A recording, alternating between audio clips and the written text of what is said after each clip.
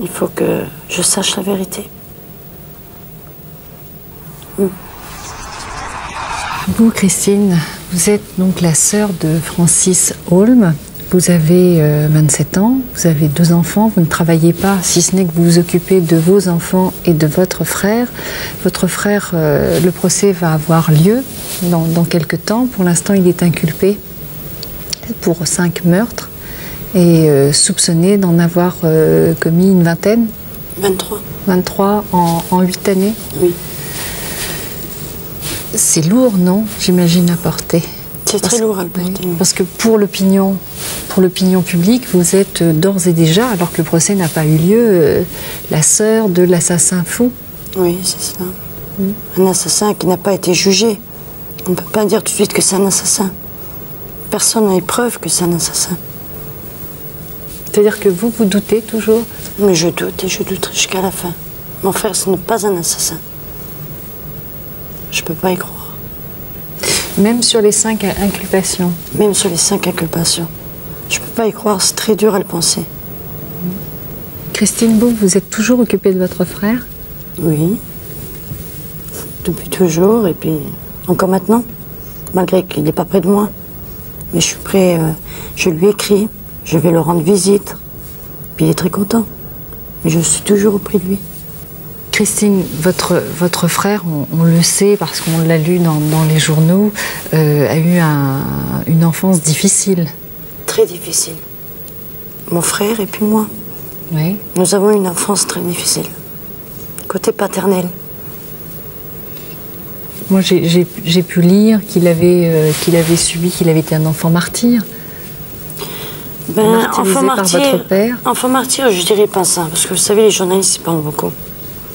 Bon, mon frère, ainsi que moi, on faisait tous des bêtises. On était corrigés. Mon père était très strict. Beaucoup, il fallait être fixe, être ponctuel à la maison. On ne pouvait pas faire ce qu'on voulait. On était, on n'était pas martyrisés, non. Enfin, je ne sais pas comment vous dire. Moi, j'avais lu des choses assez terribles, de sévices, à base de fils électriques, de choses comme ça. Mon père, il a frappé mon frère, c'est vrai, parce que mon père, il frappait ma mère. Pas tout le temps, mais il l'a frappé. Et mon frère n'aimait pas ça, parce que sa mère, c'était tout. Alors, mon frère se mettait entre mon père et ma mère, et là, mon père, chaque fois, lui disait, t'es qu'un... Je ne peux pas dire le nom vulgaire. Il le repoussait, mon frère se relevait. Là, c'était chaque fois la bagarre. Vous avez grandi comme ça, donc dans ce climat de violence à la maison tout le temps. Voilà. Mais par la suite, on avait beaucoup peur, alors on s'écartait beaucoup. On n'essayait plus de regarder mon père, de prendre contact avec. Mais on prenait beaucoup du côté de notre mère. Et vous avez fait une scolarité normale? Normale. Alors que votre frère Francis a eu quand même des problèmes? Mon frère a fait des convulsions à l'âge entre 6 et 7 ans. Et ça l'a un peu... physiquement, moralement, il a chuté un peu. Il est venu un peu bébé. Et donc il a été dans une école à Briey. Déjà, c'est une école pour apprendre un métier. Et en même temps, un petit peu pour les gens... déficients. Déficients, voilà. À quel âge vous avez perdu votre mère? Le 16 octobre 1984, maman est décédée, j'avais 18 ans et demi et mon frère 25 ans. Et ça, il l'a très très mal vécu? Très très mal vécu. Parce que pendant 1 an, notre mère nous a caché sa maladie. Et c'est moi-même qui l'ai remarqué, c'est moi-même qui l'ai emmenée à l'hôpital, là où elle a suivi ses examens. Et mon frère ne comprenait pas beaucoup ça. Lui, une femme, ça ne l'intéressait pas, il ne cherchait pas qu'est-ce qu'elle pouvait avoir comme maladie. Et le jour qu'elle est décédée, c'est mon père qui est venu. Et il m'a appelé moi, pas mon frère. Mon frère était en bas dans sa pièce, il devait aller travailler. Et là, j'ai vu mon père, il avait les yeux rouges, il était à table. Il m'a demandé de choisir une robe pour ma maman. Puis je lui ai dit pourquoi. Il m'a dit parce que la maman, elle rentre. Il n'a pas été franc de me dire que ma maman était décédée. Et là, j'ai remarqué la montre sur le poignet de mon papa. Et là, j'ai compris. Il m'a dit, écoute, maman est décédée. Bon, ben, j'ai fait un cri, parce que j'ai tout perdu, moi aussi, mais j'ai eu une autre manière à réagir. Et c'est là que j'ai été moi-même trouver mon frère. Et c'est là que je lui ai dit, écoute, une question bête que je lui ai posée, s'il aimait bien ma maman. Il m'a dit bien sûr. Il me fait pourquoi? J'ai dit parce qu'on a pu. Et là, depuis là, le jour, tout s'est effondré. Qu'est-ce qui s'est passé à ce moment-là? Ben, il s'est cogné la tête contre le mur et il m'a serré dans mes bras parce que j'étais aussi en pleine dépression.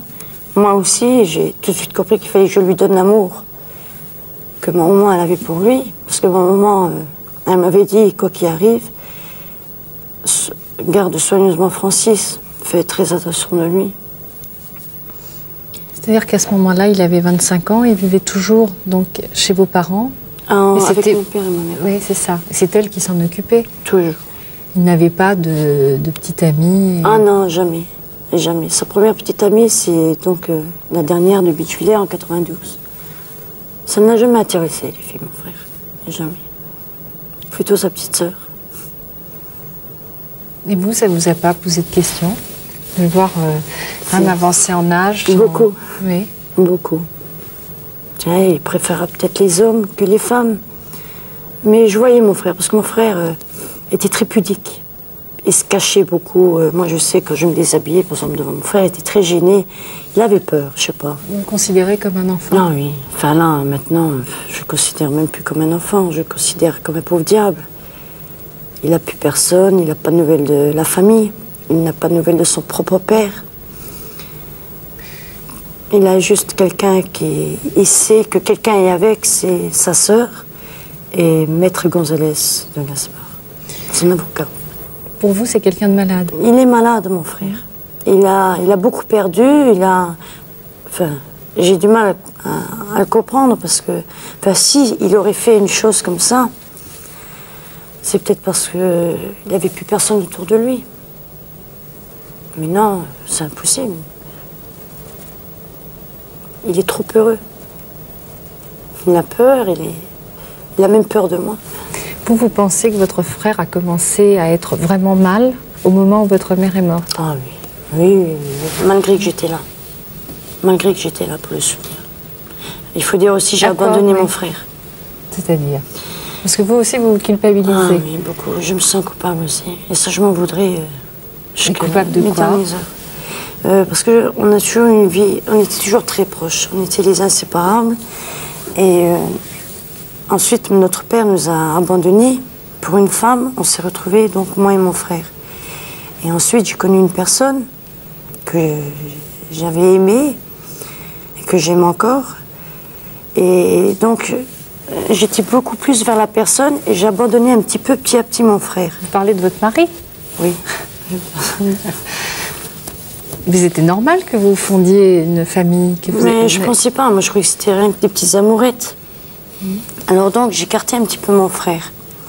Et en pensant que mon frère, c'est capable donc de faire sa vie, se débrouiller, et en pensant aussi que mon père serait toujours derrière lui. Mais ça n'a pas été le cas. Et un jour, je suis vraiment partie de la maison. Et puis, je voyais pratiquement plus mon frère.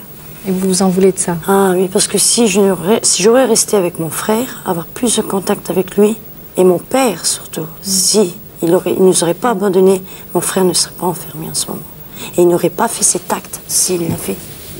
Vous pouvez pas le savoir, ça, Christine? Ah si. Et ça, je lui ai dit à mon frère. Et il me dit, non, Christine, c'est pas de ta faute. Il a fallu que tu fasses ta vie, parce qu'il aime beaucoup mon mari. Mais ce qu'il a dans le cœur, c'est le rejet de mon père.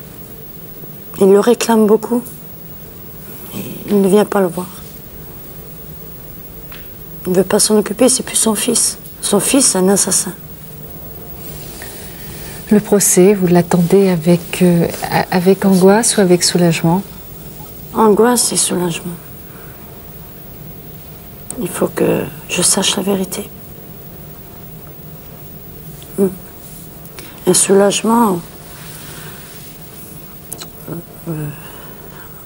Bon, attendre le procès avec angoisse, c'est tout à fait normal. Parce que j'ai peur que mon frère finisse sa vie en prison. Qu'il n'a pas profité de sa vie comme il n'a jamais profité. Qu'il aurait pu la profiter, mais malheureusement, il a été arrêté. J'ai peur de ne plus le revoir, parce que voir une personne qui est en prison 3 fois par semaine, une demi-heure, c'est très dur. Quand on pense qu'on a vécu des heures et des heures, des jours et des nuits avec, et que là, on les voit plus qu'une demi-heure, 3 fois par semaine, c'est très, très dur. Ça dépend où la personne est incarcérée aussi, selon les finances, si on peut. Et soulagement, pas que pour moi un soulagement, mais pour mon frère aussi. Parce que mon frère en a marre. Il est perdu, il se laisse aller. Il voudrait que tout soit fini. Même si ce que vous apprenez est tout à fait terrible, vous êtes prête à entendre tout ça et que ça se... Mais qu'il y ait une sentence et... S'il a fait, s'il doit payer, je peux rien faire. Mais mon souhait, c'est qu'il soit innocent et qu'il sorte vite. Qu'il soit près de moi. Mais là, je ne lâcherai plus. N'hésitez pas à vous abonner, ça ne coûte rien, et à commenter les vidéos.